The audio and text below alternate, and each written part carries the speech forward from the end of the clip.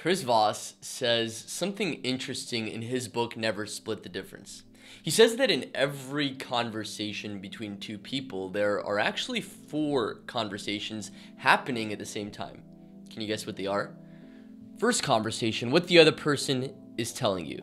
Second conversation, what you're telling the other person. Third conversation, what the other person is telling themselves about what you're saying. And fourth conversation, what you're telling yourself about what the other person is saying. So we're all so busy talking to ourselves during every conversation that we miss so much of what's being said. Think back to Milton Erickson, the hypnotherapist who knew a woman was having an affair just by noticing the way she crossed her legs, or could tell someone's mental state by the way they breathed. There's a whole world of communication happening, a whole world of listening waiting for you to step into, but chances are you miss it because we're too busy judging what the other person's saying, thinking about advice we can give them, planning what we're going to say next, even thinking about something totally unrelated. We're in our heads, and remember, communication is not an intellectual process.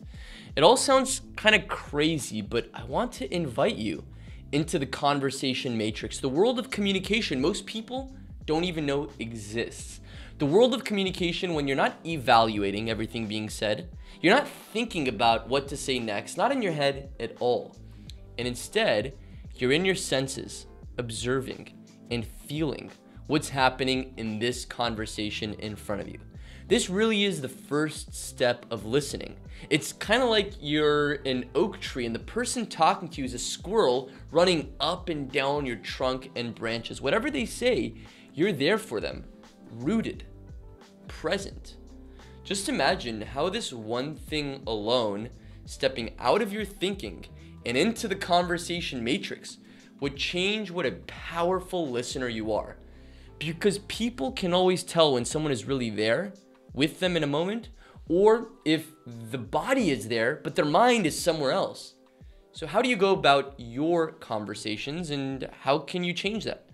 We talked about it briefly before. I'd like to bring Cedric back to tell you exactly what you can do. Hello. Today we're going to talk about present listening.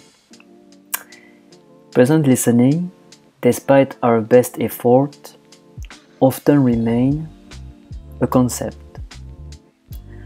As when we need, and I say most of the time, as when we need to actually presently listen to a colleague, to a family member, to our partner, what is being said is triggering us, and so creating tension in us.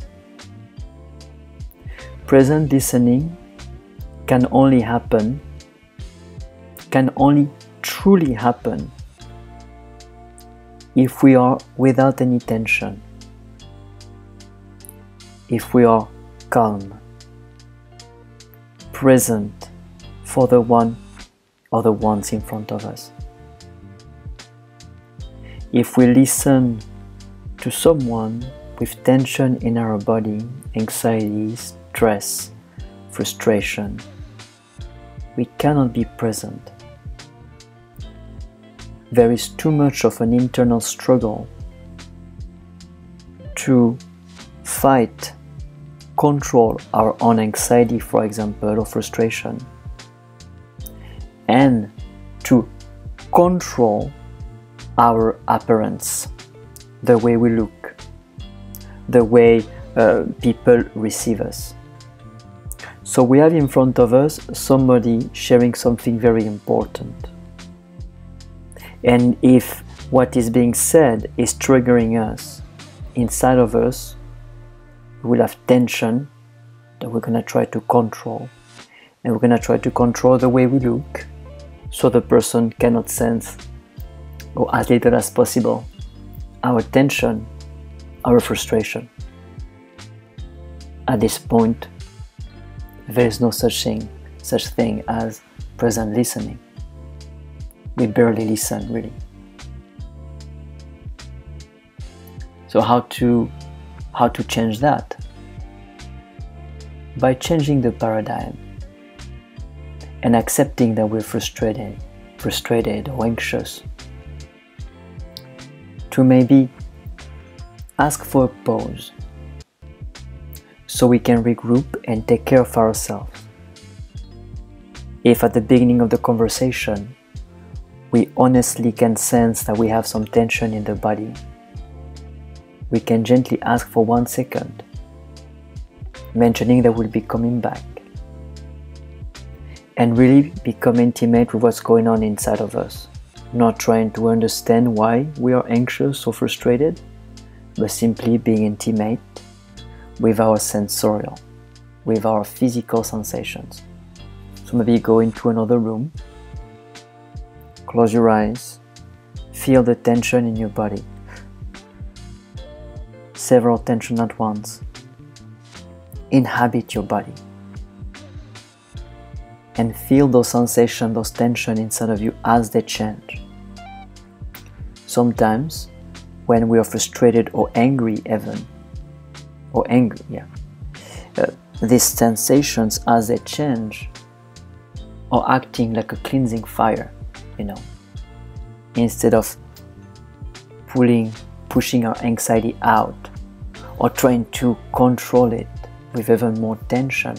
We just stay with our sensations and stay engaged as they change inside of us.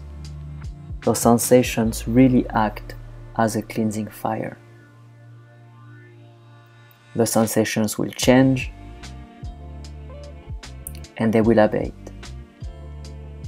Once abated, it will take 2 minutes maximum. Then we can go back into the conversation, and this time presently listen. That's one aspect of present listening. The other aspect is about the person sharing. Often we share our message, our concern, our heart from an emotional reaction.